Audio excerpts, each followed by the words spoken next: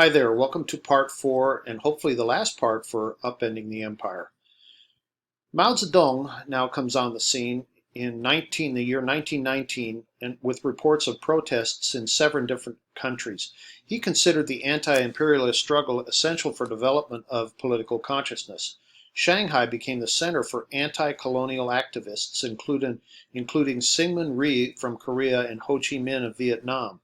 And here's a picture of Mao Zedong. He died in 1976. Here's a picture of Syngman Rhee, the first president of South Korea. He died in 1965.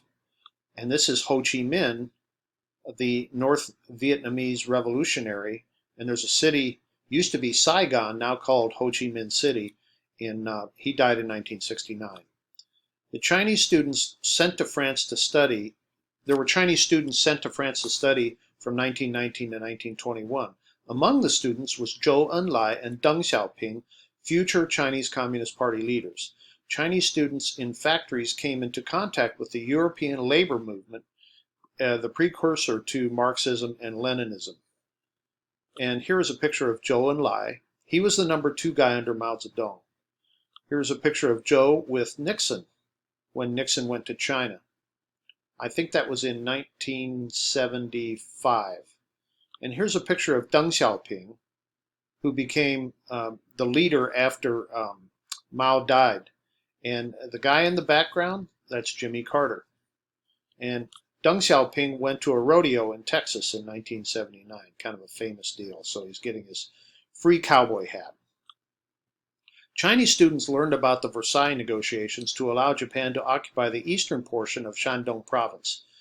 In 1919, there were demonstrations in Beijing and across urban China. Demonstrators demanded establishment of China's territorial sovereignty.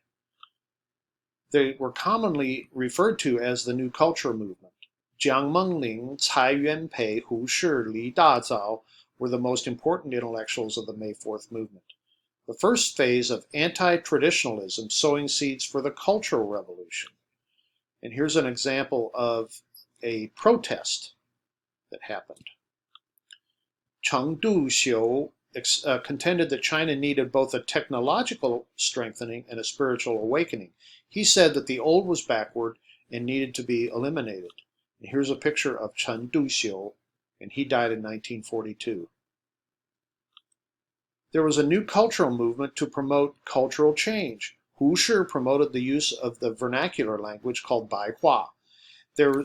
Baihua is in contrast to classical Chinese, which is kind of like Old English. Okay, so it's very different. This movement was a turning point in modern Chinese history.